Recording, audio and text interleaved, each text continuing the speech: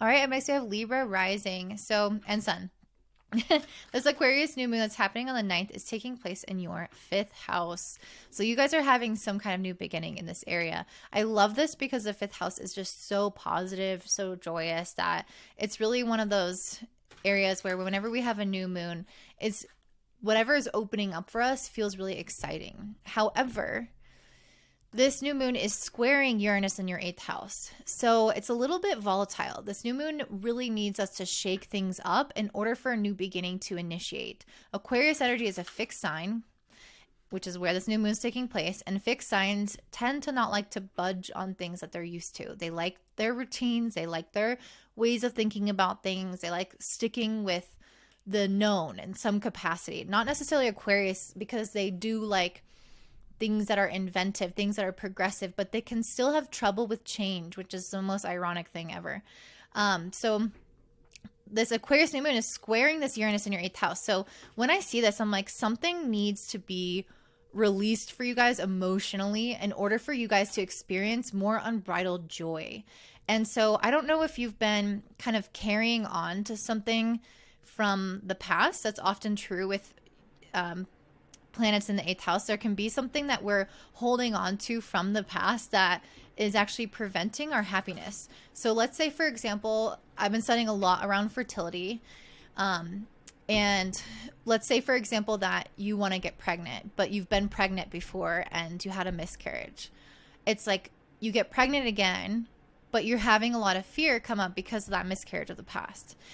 So there's this energy of like you're holding on to the past, and it's actually like coloring your present moment and your ability to really soak up and enjoy things that are going on in your life right now. So that's one example of what could be happening at the time of this new moon.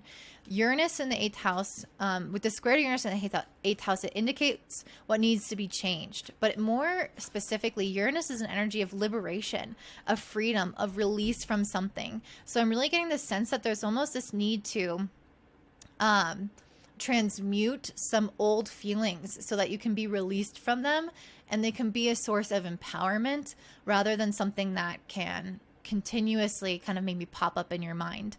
The 8th house can also signify something along with financial worry or financial debt, difficulties in terms of intimacy as well. So if there's anything like that involved, you might be asked to let some of those things go and bare your heart. Be very honest with the other person involved, with your partner. Address certain financial insecurities or pain points, pay off certain debts. So there's other ways that this could manifest, but I just want to give you guys a few options. But those typically are the things that need to be undergoing some kind of change right now in order for you to feel like you're really planting this seed of joy in the present moment in the 5th house here for you. So let's talk a little bit more about that emotional aspect of Uranus in the 8th house. I pulled the 7 of Wands in reverse, and I'm looking at this in this Tarot Reversals book. Such a great book. If you ever want to get really in-depth meaning on what tarot cards are in reverse, I had a beautiful client give this to me, so you know who you are. Thank you so much for that. So the 7 of Wands in reverse is talking about paranoia and feeling overwhelmed, having too much to handle. It can also come from having your defenses up, your barriers up, the walls over your heart, keeping people at a distance. And so there's a need to make some adjustments to kind of relax into a little bit more peace. So if there's any kind of feeling of maybe keeping people at arm's length or being uncertain about things, or having some emotions come up where, yeah, it's just, you again, the residue of the past, it kind of comes up and it overwhelms you, and you feel like the current circumstances in your life are too much to handle, like that book said. But it's not just from the present. It's like the emotional overwhelm is also from things that tie to emotions of the past. So even if your current circumstances are enough to be overwhelming, there might be some kind of tie to events that have happened in the past, feelings you've experienced in the past that are getting reignited. So it's almost like doubling down on this experience, on this emotional experience. So that's the energy that you're starting off this reading with. This keeping people at a distance, feeling emotionally overwhelmed, maybe feeling a little bit triggered or burdened. And then we have the Star, which is all about healing, all about forgiveness, release, peace, inner peace, well-being, wellness, relaxation. And that's really what I'm getting with this new moon in the 5th house. You guys are meant to have this emotional renewal, this feeling of being reset, this feeling of enjoying your life again, being at peace again, because again, there could have been some power struggles that you've been going through. There could have been some difficult emotional entanglements in relationships. You could have had some difficult money situations. You could have had health scares. You could have had psychological things come up that are darker, shadowy. There's some element like that that's been in your psyche or bothering you from the past, from maybe these last few months. And it's like, okay, no, I'm ready to release that. I'm ready to release the ghost of this and truly feel present and healed in my current reality. And I'm really getting the sense right now that you guys are meant to be taking action to solidify that bag, create a really strong home foundation. And that does include your financial foundation. So this looks like cleaning your house, organizing your house, making sure that you have everything that you need for your future, making plans for the future, saving money for the future, making sure that you feel like your sense of security is very, very strong, and that your home life, you know, the way that you process your own emotions, the way that you feed yourself, the way that you manage your sleep, the way that you manage your personal life, you want to make sure that the home and family life and your financial life are really taken care of. And I see that because Venus and Mars are in your 4th house, and that's where we're supposed to be taking action. So take action on establishing that strong sense of security within the home, which is something I see also with the Queen of Pentacles, and how this then kind of reverberates out into the external life and our financial well-being as well. So that's going to help you a lot with some of this emotional processing, is being able to feel like you have that really strong safety nest, that really good home to go back to, or that money, for example, that's going to help you start to feel happy, because it's almost like you can release those emotions, but if there's any kind of insecurity in your finances or in your home, that's not going to make it possible for you to feel this joy that you're looking for.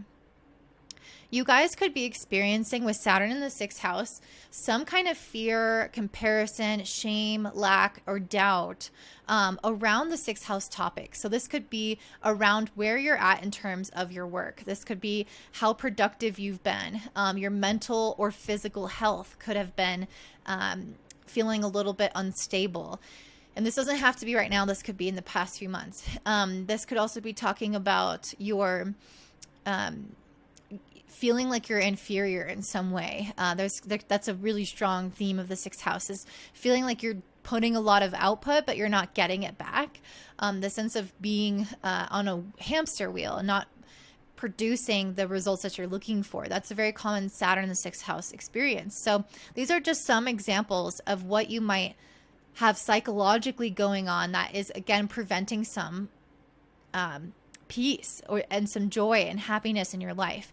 And so it's going to be important for you guys to look at that psychologically, because we have Jupiter in the 8th sextiling Saturn in the 6th. So Jupiter is like, let's go to therapy, let's journal, let's do this internal work and dialogue around those feelings, so that we make sure that we don't actually believe that that's true for us, or that we process some of those feelings so that they don't stick.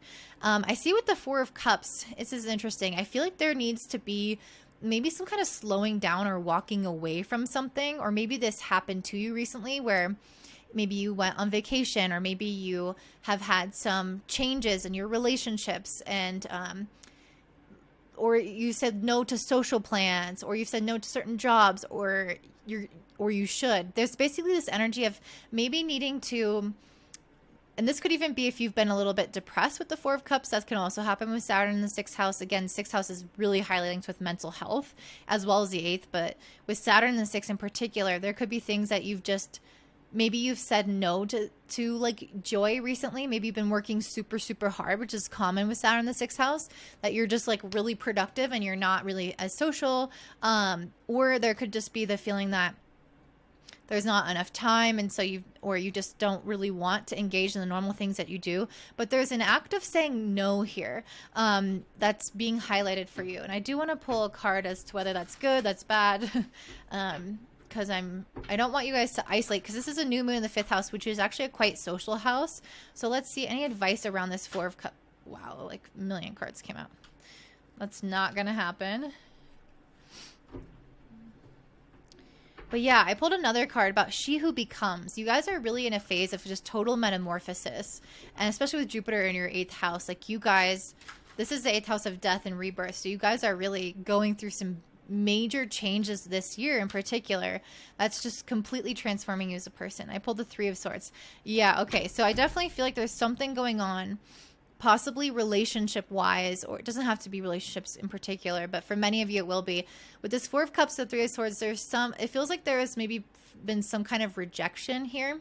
Yeah, the 3, or some kind of experience where you got a no, or it didn't work out, or you couldn't move forward with something, or your normal plans, what you wanted is like, it fell through. There's some energy here where it's like, it feels like you're not totally like accepted, or if it might feel like you're, yeah, the 4 of Cups, like someone's turning their back on you. There's some energy around this that could have been emotionally painful. I think that's part of what you're needing to process with this 3 of Swords. And maybe it's saying to do the internal work to, again, have some kind of transcendence of that experience, so that you're not getting caught in that narrative and kind of carrying the resentment or carrying the pain with you and feeling unhappy, feeling like you got your walls up. It's like really letting go of whatever this painful experience was. And this doesn't have to be with other people. Like, again, it could be some kind of health journey, mental health journey, but for many of you guys, it will be relational and emotional, based off of the 8th house. So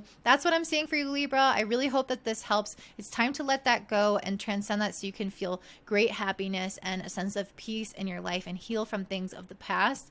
Before you hop off, I want to let you know I am changing my brand name to Cosmic Clarity Astrology. So make sure that you subscribe to my email list down below, so that you don't miss a video, because I will be changing up the name, the imagery, all that kind of thing.